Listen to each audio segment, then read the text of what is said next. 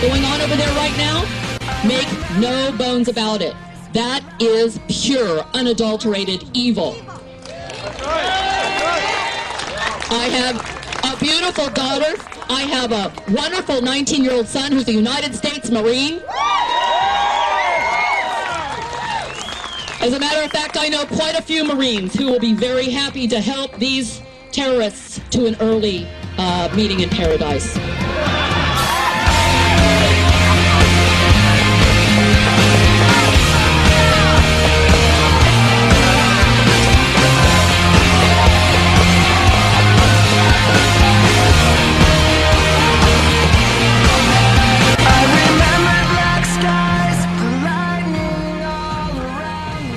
The folks who want to build this mosque, who are really radical Islamists who want to triumphantly prove that they can build a mosque right next to a place where 3,000 Americans were killed by radical Islamists, those folks don't have any interest in reaching out to the community.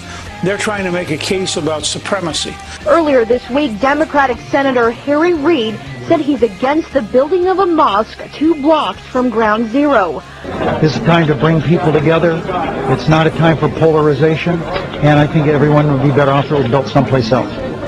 A top advisor to Rudy Giuliani is under attack today after declaring there are, quote, too many mosques in the U.S. Duncan wants to make sure no judge ever uses Sharia law to decide a case in Oklahoma. Are there any judges here in Oklahoma currently using Sharia? Not yet, and you know what? There won't be any with passage of 755. The overwhelming majority of Muslims are good people. For whatever reason, people in their leadership are not cooperative. People have birth certificates. He doesn't have a birth certificate. Now, he may have one, but there's something on that birth, maybe religion, maybe it says he's a Muslim, I don't know. I saw that bumper sticker. It absolutely incenses me. It's not real bumper.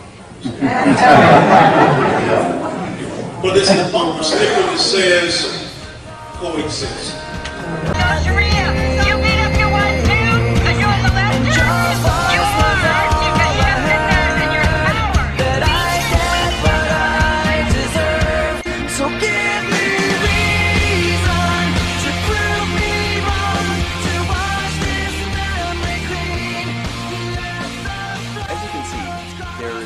Of folks who have developed what we're calling Islamophobia, this idea of fear of the Muslim American, Asian, South Asian, and Arab communities. Emerge USA came along in part to help be a cure to that Islamophobia, because the more we get civically engaged, the more we're part of a solution. When we started Emerge USA, we wanted to make sure that we could measure the growth in civic engagement of this community. So we came up with 3 ways to do that. The first was called emerging data. We started with a small database of about 5,000 or 6,000, and over time we've now grown that. We now have well over 100,000 registered Muslim, Arab, and South Asian voters in our database statewide in Florida. We created enough information that we felt we could do some real good demographic research on what are their policy objectives. What is it that they want for their children? We found out it was just like the same priorities and the same objectives as every other Floridian who isn't from that community. We then shared this information through training sessions with our political leaders. We found that our elected officials were quite surprised to see that our community is really not all that different than everybody else. We then moved on to do emerging voters. Its real priority was to figure out how do you actually educate this electorate. So we started with working on things such as registering folks to vote. Then we worked on getting them out to vote, what we call GOTV events. And we really got young folks involved in this process. And I gotta tell you, it was amazing to see the level of energy of the youth in this community, because they have a pent-up desire to be part of this process. It was clear to me. We did a lot of work on absentee ballots and educating people on the political process and early vote days. It's really become a movement of the young.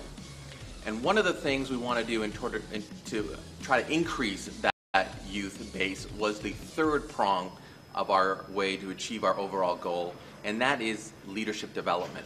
So we wanted to create a program that would help create leaders out of these individuals. We did this by creating Emerging Leaders. Emerging Leaders targets 18 to 25-year-olds, and the goal is to put them through a process where they'll have an opportunity to not only become leaders on their own, but while they're becoming leaders, they are going to be networking with emerging leaders from other minority communities. Emerging leaders is the way, if you want to get involved in civics and you want to be a part of tomorrow, this is how you're going to be able to do it. I know when you watch the news and when you hear some politicians, you're going to think that everyone's afraid of Muslims, that we are poison in this community. And it may make you want to do nothing. It may make you want to just turn off the TV and do nothing. That's the worst thing you can do. And it's wrong, because we've seen there is power through participation. If you engage, you're going to find, more likely than not, that they will engage you back. The politicians in your county just don't know you. They haven't met you. I guarantee you, once they get to know you, once you reach out to them, once you make it part of your job to go ahead and engage the civic community around you, the politicians, the PTAs, the school boards, and all of the others that are around you, you'll find, more likely than not, they are your friends.